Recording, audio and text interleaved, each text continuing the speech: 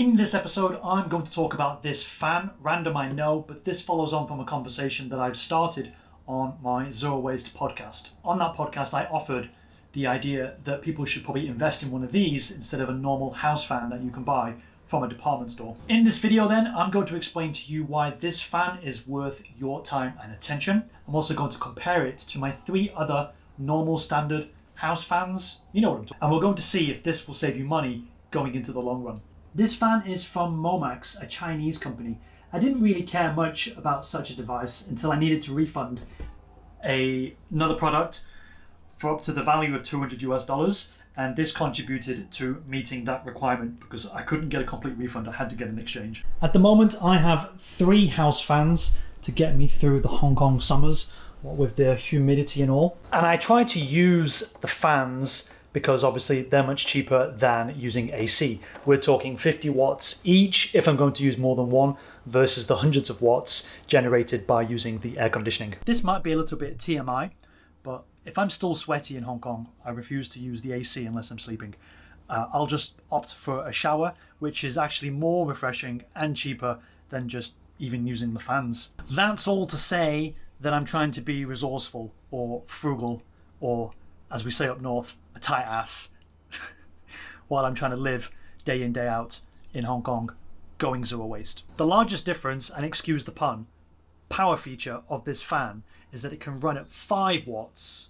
So we've gone from hundreds of watts to 50 watts to 5 watts. 10 times less than a typical household fan.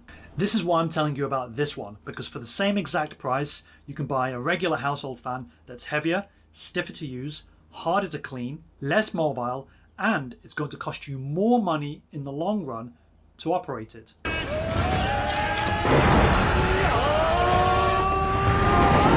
If I use a regular fan for 1 day for 8 hours, it would take the Momax 10 days at 8 hours to equal the same amount of energy that would be used to run it.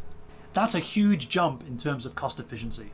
And now I know what you're thinking at this point. How can a fan that operates at 5 watts be equal or in any way as pleasurable or as refreshing as a fan operates at 50 watts? That's what we're going to look at with this YouTube review, the performance aspects to it, because we want to see if it's actually worth that difference. It's moments like this for a YouTube review, such as this, that I wish I had hair so you could see it blowing in the wind. We know that a fan that operates at 50 watts is going to generate more of a cyclonic turbine wind effect than this 5 watt effort. But for me, I'm willing to let some of that slide as long as I know it's actually keeping me cool. Obviously right here, it is. But my desktop fans can't stand here at the table with me. All I care about is it going to keep me cool and how cheap can it do it? The fan head on the Momax is 25 centimeters in circumference. The circumference of this fan is 35 centimeters. The circumference on this fan is 24 centimeters. What we are talking about here are the practicalities associated with all 4 of these fans. Oh, this is a dehumidifier, by the way. It's just my armrest. And for me, living in such a small Hong Kong apartment, these take up more space. These are in the way more often than the Momax is. So that's something to consider in my situation. If you have a big house, then obviously it isn't really a factor. Let's do some physical comparisons. The head kind of rotates. The neck goes up and down. I guess that's okay. Can't complain about that. And one thing that you've noticed is that this particular one has the blade sticking out. I took it off because it's very hard to clean and it's rusted up. It's really annoying, but I don't mind the exposed blades. This one has better rotation, although the clicking sound is still there. You need a screwdriver to take off the fan guard in order to get at the blades for cleaning. And the last one, and I hate this one because it doesn't feel like it's ever working, but it's actually the newest one that I have before I got the Momax. And as you can tell, it's a tall boy. It's got a filter that you have to clean, so this is actually the hardest to clean as well. To begin with, it has a battery which lasts up to 10 hours. This actually will take about 4 to 10 hours of runtime depending on the speed. It comes with a 1.5 meter USB cable, and that's USB-A to USB-C. And I've got a spare iPad charger, so I use it to plug it into the wall socket over there. When it comes to the Momax, obviously it's got the 1 meter long neck that we talked about earlier. It's got the head that can go 180 degrees backwards, and then if we just untwist it here, push it all the way down, it folds up, and you can see compared to a kitchen pot, which is just over 4 US quarts in volume, or just over 4 liters in volume, it's almost the same size. If we bring the camera closer, you can see the 4 buttons much more clearly. They almost line up with the blue LEDs. It's got 3 settings for fan speed, timer, oscillating, and the black circle is for the remote control. So if you're too lazy to get out of bed, you can play with that. Cleaning the fan is relatively easy. You just twist off the guard to get at the blades, and then you twist it back in. And there. If there is one bugbear with this, it's the USB cable port. I would like it to be a little bit more central, maybe, to align with the neck. I don't like it off to the side. But for all of its portability in the house, you can augment that by just using a battery pack to take it outside with you. And importantly, it can do this. Whereas this one, I have to reach down and pick it up because it's so much heavier. When it comes to measuring the power requirements of these fans, I have to explain first this big battery pack. Basically, it's got some AC ports here, and then some regular USB-A and some USB-C on the front. What we're going to do is we're going to actually figure out how much each fan uses in terms of wattage on the readout. So we're going to fire this up. As you can see, beautiful dial right there. The battery is running, and we're going to turn on the first one. Watch the dial as we turn it up. That's the first setting, and we're at 29 watts. Then we're on the second setting. We're at 30, come on, 30 to 35 watts. And then if we go to full power, we're hitting 40 watts. So it's actually lower than a typical household fan. On its lowest setting, we've got 17 watts. And this is without oscillating being turned on either. Surprisingly, when we go to level 2, we're looking at a consistent 32 watts. Taking it to level 4 gives us about 43 watts, so it's an extra 10 watts. And taking it to max speed, the smallest of the 3 household fans is now just about hitting 60 watts. Let's see if it uses more on oscillating mode.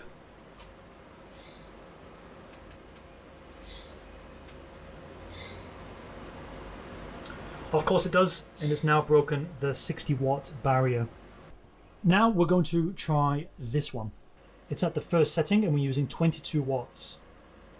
Take it to the second setting.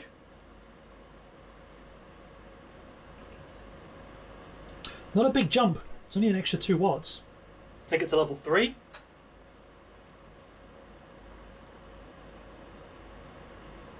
And we're looking at 30 watts here. Let's try it on the maximum speed with oscillation. This is probably why I don't like this one, because it's not as powerful as the other 2. But Jonathan, I hear you saying, why are you using the Momax one if it's going to be less powerful? My expectations are different entirely for the Momax versus these bigger, larger fans. Before we begin with this, there is a slight power drain because the battery on the Momax is being charged. But we're going to turn it on and see if there's a difference. On the first level, we're getting 8 watts. That's probably the battery charging and then the addition of powering up the fan on its slowest speed. Taking it to the middle power level, we've got 10 watts. Taking it to the fastest speed, and we have something that's moving between 6 to 11, it's basically not breaking 11 watts. Now there is a little bit of a discrepancy here that I have to address, because on the back of the box it does state it's going to use 1.3 watts, 2.8 watts, 4.5 watts, giving a variation between half a watt either way. That is of course without charging the battery. So those numbers are kind of in line if you round up or round down depending, so we can't really argue about that. Plus we didn't use the oscillating function. Why not? Because I didn't want to, okay? We'll do it.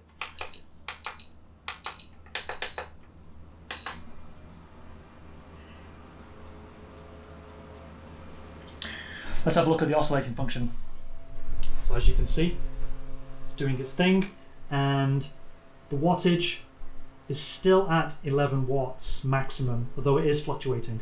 What I've done here is laid out the measuring tape, which is directly underneath this shirt that I've hung up against the wall, and then on a stool, measured 1 meter away from the shirt, is we've got our fan to do a comparison with regards to its power to the Momax. Excuse the angle, but this is the most practical and dramatic angle to use. We're going to put this on its maximum power, and then the same again with the Momax.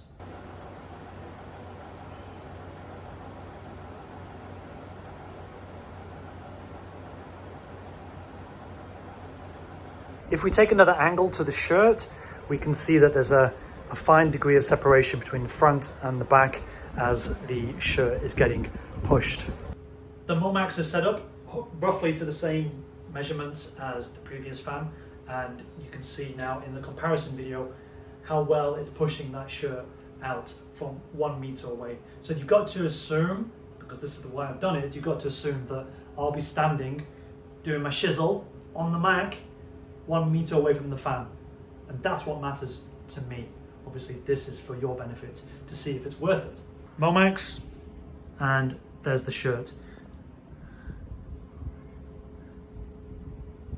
Again, we've still got some separation if that matters.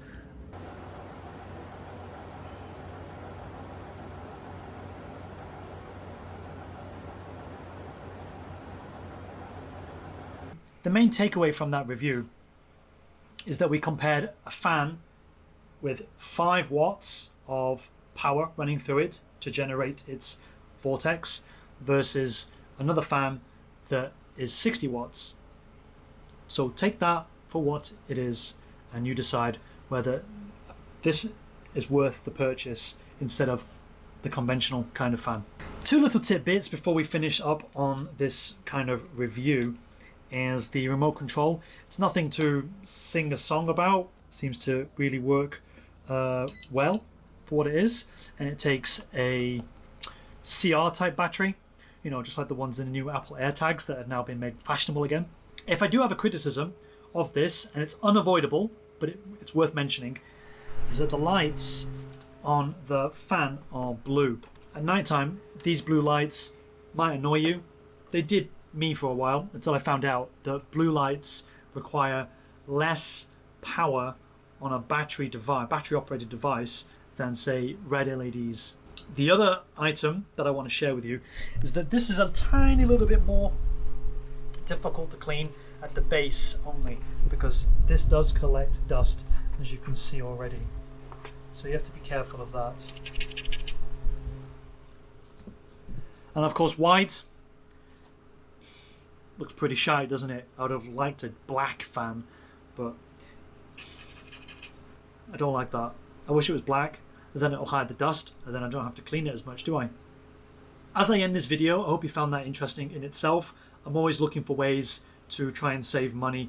Yes, I had to buy it, but hopefully, as I said repeatedly, in the long run, it's going to pay off. The fact that I could run it off the solar battery right here, that helps considerably for me, because it shouldn't cost me anything anymore with the power requirements in front of it. There are some trade-offs to have, but go on Amazon, look for something that's similar to the Momax if you don't specifically like this, and see if it's something for you. So that's it. Thanks for watching.